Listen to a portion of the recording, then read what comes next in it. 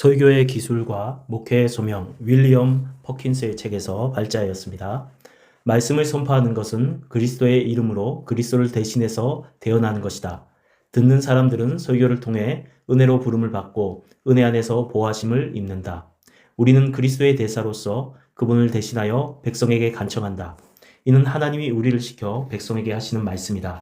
하나님의 말씀만을 설교해야 한다. 성경은 설교의 유일한 주제이며 설교자가 끊임없이 일해야 할 유일한 밭이다. 설교 내용을 준비하기 위해서 반드시 주의 깊은 개인적인 연구를 해야 한다. 성경을 읽어라. 그리고 우리는 정통 기독교인들의 작품에서 도움을 얻어야 한다. 연구할 때 떠오르는 중요하고 가치가 있다고 여겨지는 것들을 적어두라. 새 자료와 옛 자료들을 곧바로 사용할 수 있도록 말이다. 그리고 가장 중요한 것은 성경의 의미에 우리의 닫힌 눈을 열어 달라고 기도로 하나님께 간절히 아뢰어야 한다.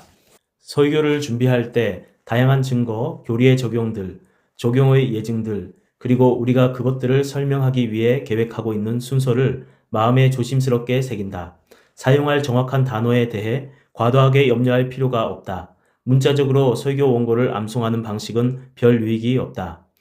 그것은 방대한 작업량을 요구한다. 우리가 긴장해서 설교하는 부분을 놓친다면 회중은 곤란에 처하게 되고 우리 마음은 혼란한 상태에 치닫게 될 것이다. 게다가 이런 연습은 언어와 행동과 성령이 주시는 자유로운 영적 감정의 흐름을 방해한다. 하나님의 말씀의 설교는 하나님에 대한 증거요, 그리스도를 아는 지식의 고백이지 인간의 기술이 아니다. 설교를 준비하는 과정에 다양한 독서를 해야 한다. 하지만 공식적인 해석에서 이런 것들은 회중에게 감추어져야 하며 공중 앞에서 허세를 부려서는 안 된다. 설교에서 말씀을 전하는 목사는 모든 사람으로 하여금 말씀하고 있는 사람은 설교자가 아니라 그 안에 그와 함께 계시는 하나님의 영임을 깨닫게 할 때 성령의 나타나심이 실제가 된다. 이것이 목사의 사역을 살아있고 능력있게 한다. 설교자의 말은 쉽고 분명해야 한다. 말은 영적이고 은혜로워야 한다. 은혜로운 말은 마음의 은혜를 표현한다. 인격의 은혜는 마음의 거룩함과 비난받을 것이 없는 삶을 말한다. 이것이 없다면 목사의 자격이 없을 뿐 아니라 목사의 사역을 할 수도 없다. 자기 자신을 올바른 길에서 떠나 방황하면서 다른 사람들의 길을 인도하는 사람을 보는 것은 희한한 일이다. 말은 행함이 주는 것만큼 영혼에 깊은 감동을 주지 못한다. 다른 사람들에게 선한 감정과 욕구를 고무시키는 사람은 자기 자신이 먼저 경건한 감정을 가져야 한다. 따라서 특별한 설교가 어떤 반응을 요구하든 간에 우리 자신이 먼저 마음의 자극을 받아야 한다. 그래야만 청중 속에 똑같은 불꽃을 붙일 수가 있다.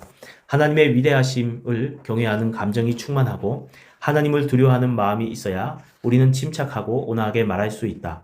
위엄과 권위가 있어야 한다. 젊은 사역자들은 경건에 힘쓰고 정욕을 버려야 한다. 설교자는 가르치는 능력이 있어야 한다. 설교자는 하나님의 영광을 바라는 열심이 있어야 한다. 이러한 열심이 설교자 자신의 설교 사역을 통해 택하신 사람들을 구원하시려는 하나님의 뜻을 이룰 수 있다. 설교의 교리 해석에는 더 온화해야 하지만 공고에서는 더 열정적으로 격려를 해야 한다. 목사들은 만군의 주이신 하나님의 메시지를 전해야 한다. 자기 자신의 메시지가 아니라 주님의 메시지로서 말씀을 전달할 의무가 있다. 목사는 하나님의 말씀을 말해야 하고 하나님의 말씀으로서 말해야 한다. 목사는 주님에게 신실함을 보여야 한다. 하나님이 우리로 하여금 전달하기를 원하시는 메시지를 전하는데 충실하게 책임을 져야 한다. 하나님의 말씀을 순결하게 연구하고 전해야 한다. 하나님의 사자가 된 사람은 전달하는 방식에 있어서 하나님의 능력과 위엄을 상실하지 않도록 하나님의 사자의 책임을 완수해야 한다. 성령의 나타나심을 설교하기 위해서는 평이하면서도 능력 있게 설교해야 한다. 즉, 지적인 은사가 적은 사람도 말씀하고 계신 분이 인간이 아니라 하나님이시라는 것을 인식할 수 있게 해야 한다. 하지만 동시에 전달자의 양심은 인간을 느끼는 것이 아니라 성령의 능력으로 그들을 견책하시는 하나님을 느껴야 한다. 교육받지 못한 자가 하나님의 말씀을 이해하려면 무엇보다도 평이해야 한다. 우리는 경건한 목회자들은 무엇보다도 민감한 양심을 가져야 한다는 것을 배운다.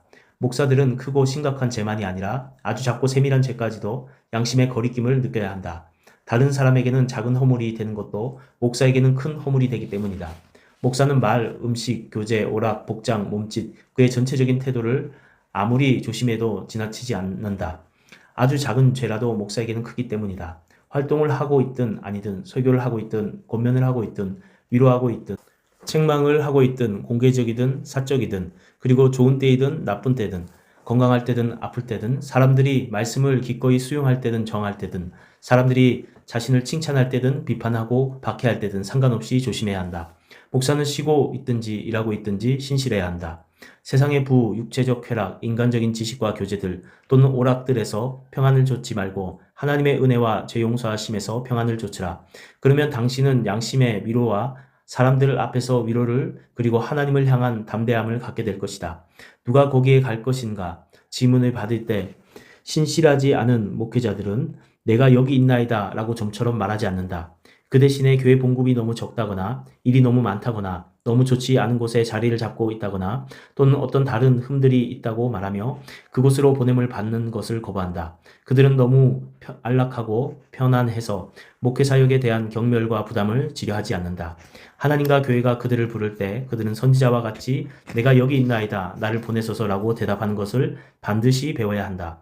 우리는 너무 오랫동안 사색적인 탐구에 머물지 않아야 함을 배워야 한다. 오히려 당신에게 적절한 지식이 있고 다른 자질들이 소명에 적합하다면 부름받을 때마다 기꺼이 교회를 섬길 준비가 되어 있음을 보이라. 사과가 너무 오래 나무에 달려있거나 너무 빨리 떨어질 수 있다. 둘 다 쓰기에는 적합하지 않다. 이같이 많은 사람이 너무 오래 머물기도 하고 너무 빨리 가기도 한다. 둘 다 교회에 유익하지 못하거나 덜 유익하다.